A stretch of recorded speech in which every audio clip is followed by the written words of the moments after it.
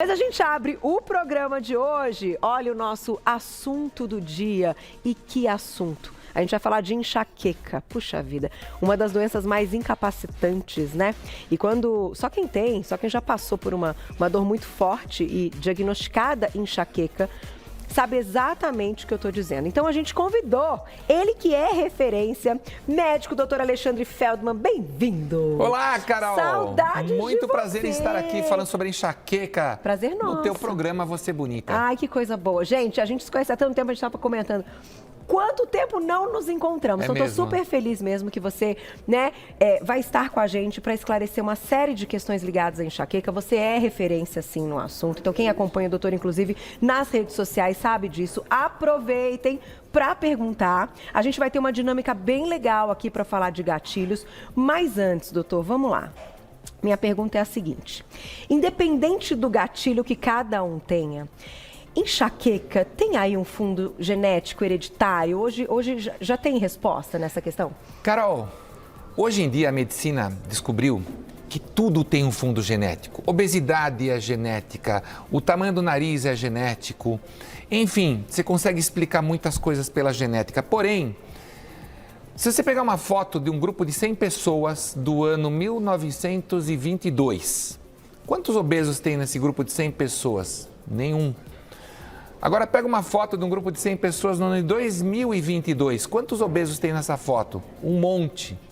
A obesidade era genética em 1922, continua genética em 2022. O que quer dizer o seguinte, você nasce com uma predisposição genética, que não deve ser confundida com uma praga genética.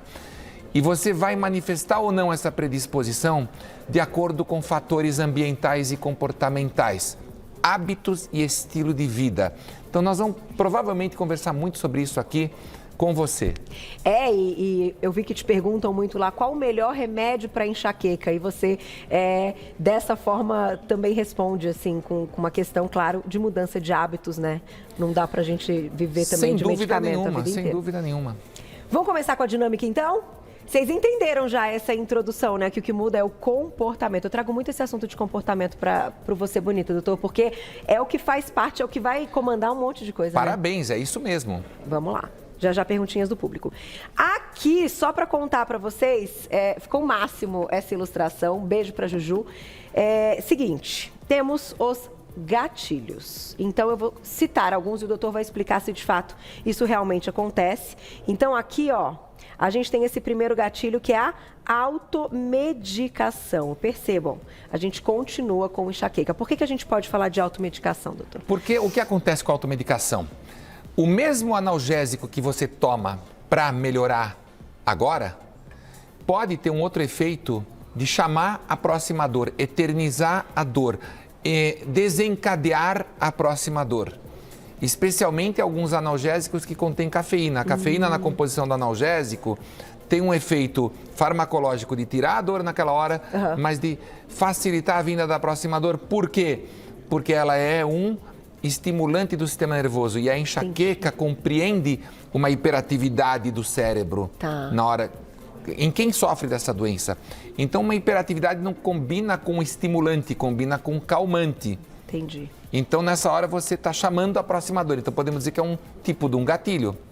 Agora, falando da questão da enxaqueca e das diferentes tipos, da enxaqueca, isso acontece. As pessoas podem ter uma manifestação diferente umas das outras. Claro, sem dúvida nenhuma, nem tudo é igual.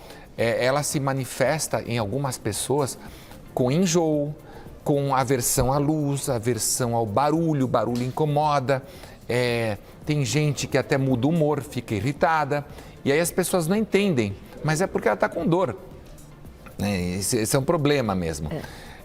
Tem algumas pessoas que sofrem de enxaqueca, tem uma tal de aura de enxaqueca. Antes de ter a dor, classicamente, começa a ter umas alterações visuais, ou até sensoriais, então começa a formiga um pedaço aqui do rosto, formiga o corpo, a perna. Então, nessa hora é aura. E tem gente que só tem aura e não tem a dor de cabeça. Entendi. E aí a enxaqueca pode existir enxaqueca sem dor de cabeça nenhuma nesse sentido. A pessoa pode ter outros sintomas, mas não a dor de cabeça. E ser enxaqueca. E ser enxaqueca. Crianças Criança, às vezes, até aquela coisa de náuseas recorrentes, vomita, fica largadinha, já foi em todos os médicos, todo mundo excluiu o refluxo, excluiu todas as doenças, só que ela continua tendo essas coisas. Pode ser enxaqueca, um diagnóstico de exclusão. Você tem que ter excluído as outras doenças. Hoje, como é que a gente investiga, então, enxaqueca? Quando é considerado, né, para a pessoa que já teve uma vez ou de forma recorrente, entender que aquilo está se repetindo muito? Então, a enxaqueca também é um diagnóstico de exclusão. Quem tem enxaqueca já fez exames em todo tipo de lugar. Verdade. Fez ressonância, tomografia, exame de sangue, todos os exames, tudo é normal.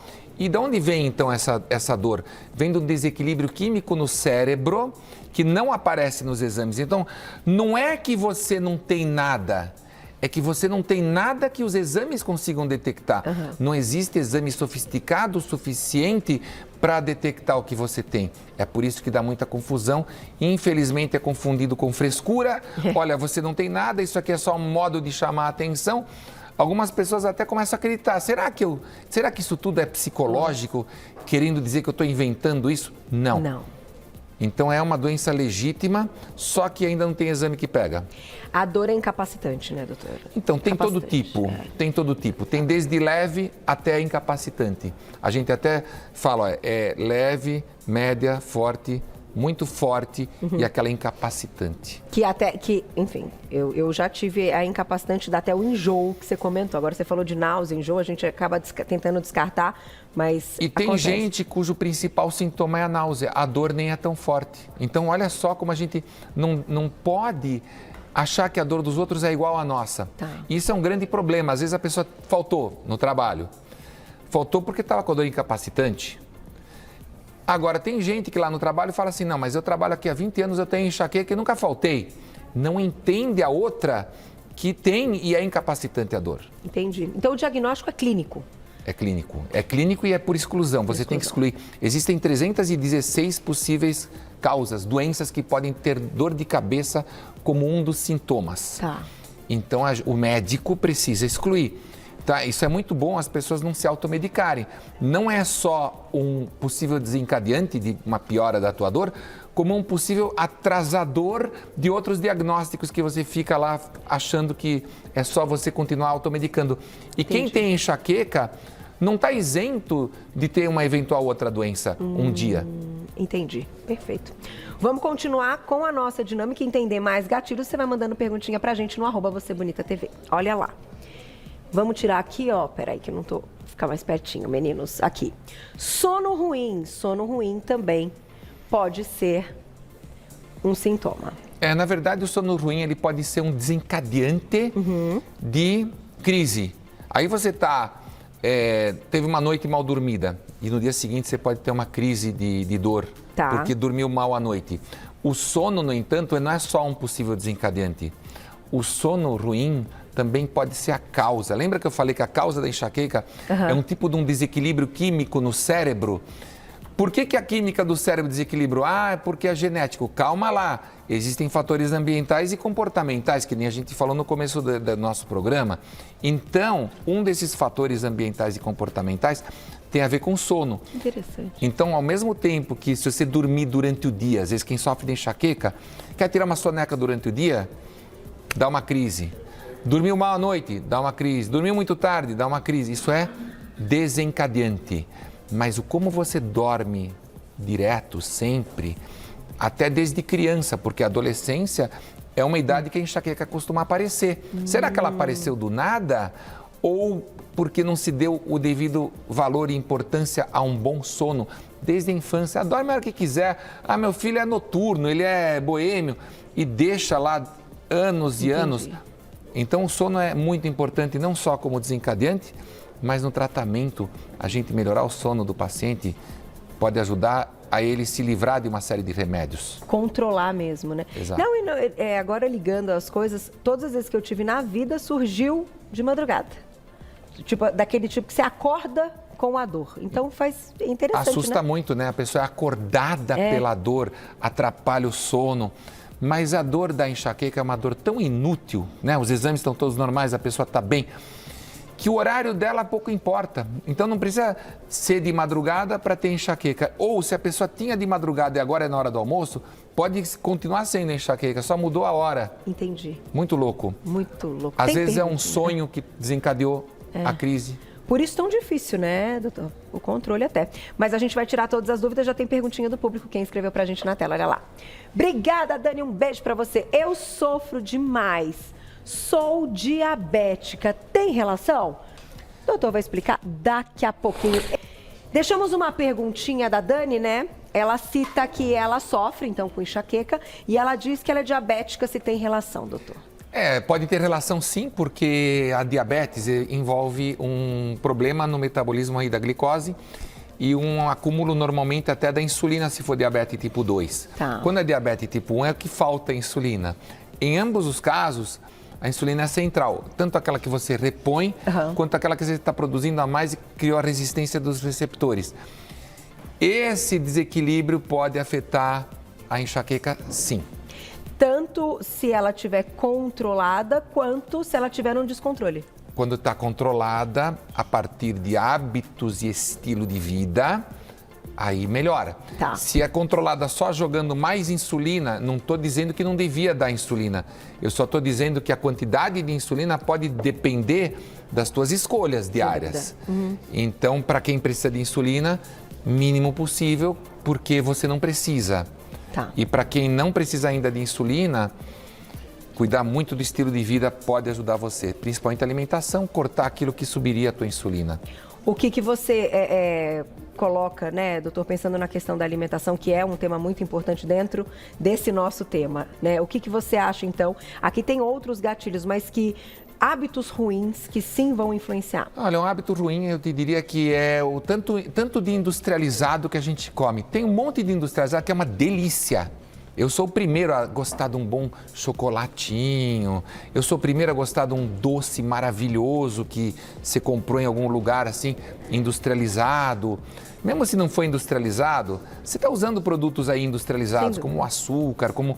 Se você tem que tirar os industrializados, começar a fazer mais comida caseira, com ingredientes de verdade, essa seria uma dica que vale para todo mundo. Experimenta para ver se você não melhora. Ah, mas eu não melhorei. Claro, porque não é a única coisa. Enxaqueca não é só uma falta de comida não industrializada, mas tem uma boa parte. Um bom sono é importante. A comida, um dos aspectos é a comida industrializada, outro aspecto seriam os estimulantes, que nem eu falei. Um estimulante muito comum na nossa alimentação é o café. O café tem cafeína. A cafeína é um estimulante do sistema nervoso, do cérebro. E a enxaqueca compreende um estado de hiperatividade do sistema nervoso. Tá. Uma hiperatividade não combina com estimulante. Então, tem outros estimulantes. Ficar muito tarde acordado à noite. Luz excessiva quando você vai dormir. Tudo isso estimula numa hora que deveria acalmar.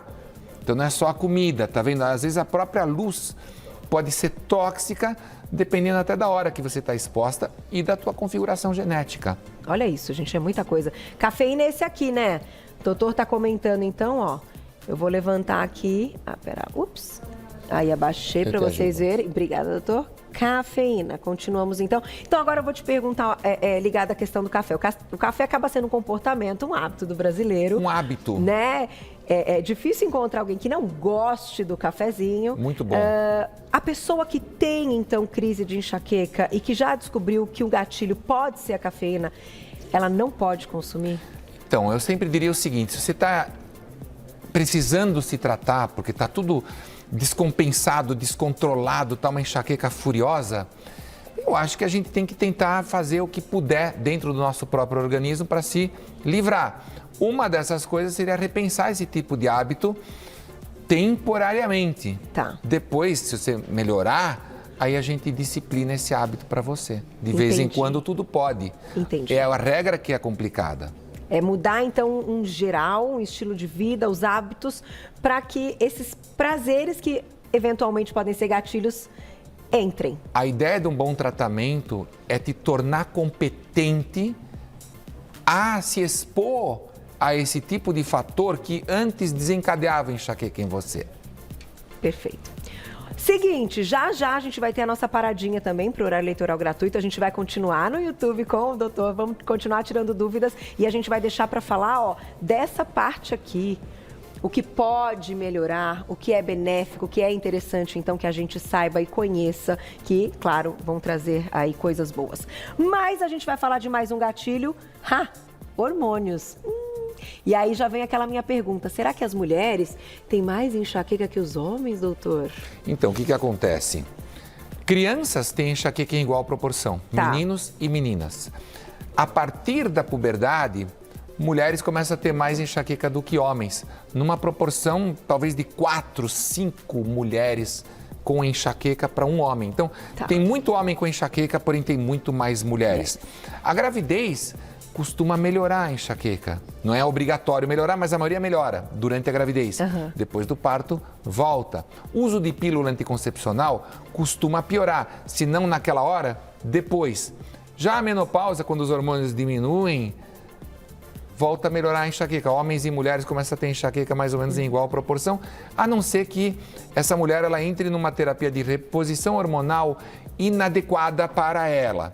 Tem adequadas, a pessoa não está condenada a não fazer nada, mas aquela que uma serve para todas pode não servir para essa pessoa. Então, quer dizer, tem uma influência do hormônio feminino estrogênio nessa brincadeira, especialmente daquela flutuação do hormônio estrogênio, característica dos ciclos menstruais. Então, quando você está tendo o ciclo, você está no período em que é fértil, vamos dizer, dos 15 aos 45, 50 anos, você pode ter mais por causa dessas flutuações. Que coisa, então, essa questão hormonal aí traz alguns prejuízos para as mulheres. Faz as coisas boas, mas, né? Não, na verdade, não é que o hormônio faça mal. Muito boa pergunta, que a pessoa pode falar, nossa, então porque eu sou mulher eu vou ter mais? Não. É o desequilíbrio dessa flutuação hormonal. Então, na verdade, existem dois hormônios aí em jogo, existe o estrogênio e a progesterona.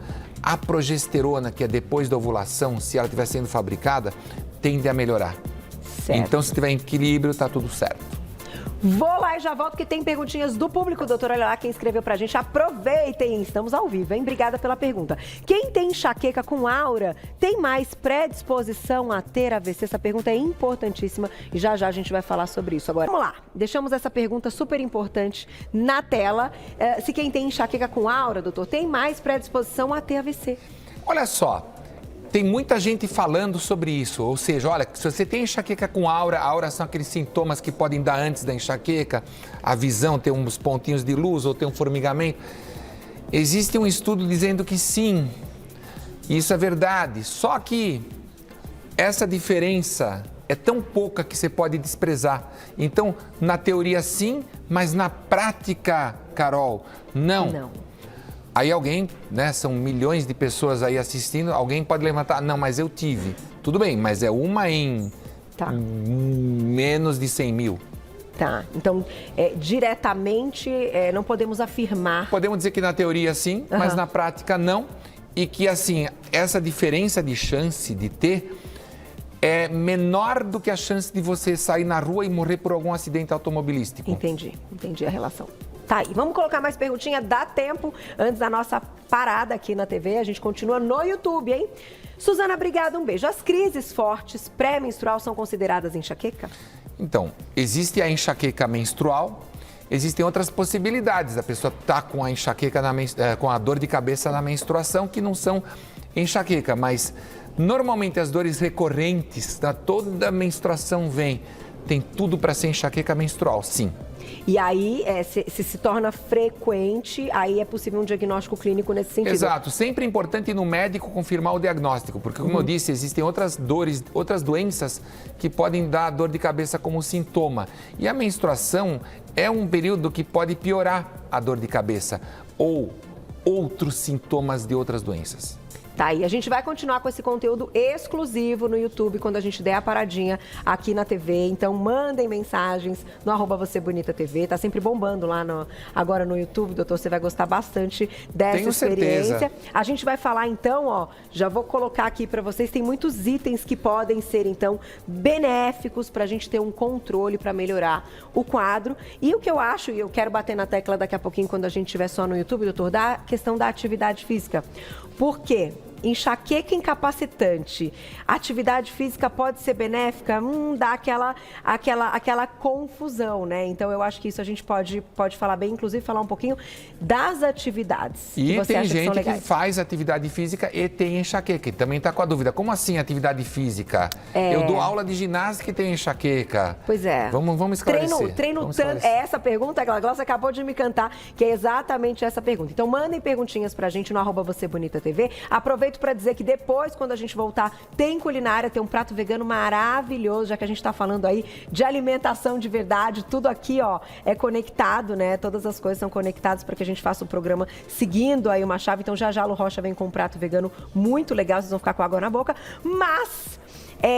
outra coisa que eu queria comentar com vocês antes da gente ir só pro nosso momento exclusivo no YouTube. Mandem um like lá no YouTube, que é super importante pra gente. Coloquem aí, né, as perguntas pelo YouTube que a gente consegue pegar, mas vai no Instagram também ao mesmo tempo, porque no Instagram a gente consegue ter a pergunta de forma mais tranquila, né, Glaucia?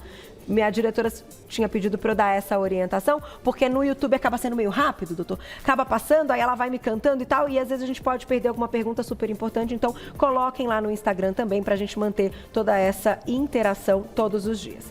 Então, ó, durante essa parada para o horário eleitoral gratuito, a gente vai continuar no site, a gente está em tudo, hein? No aplicativo da TV Gazeta. Aliás, um beijo para todo mundo que nos acompanha por lá também, que está fora do Brasil. E a gente vai estar no YouTube. Então, quem ainda não conhece a nossa página, é youtube.com/VocêBonito. Nosso canal é um verdadeiro sucesso. Você tem que ficar junto com a gente e aproveitar conteúdo exclusivo.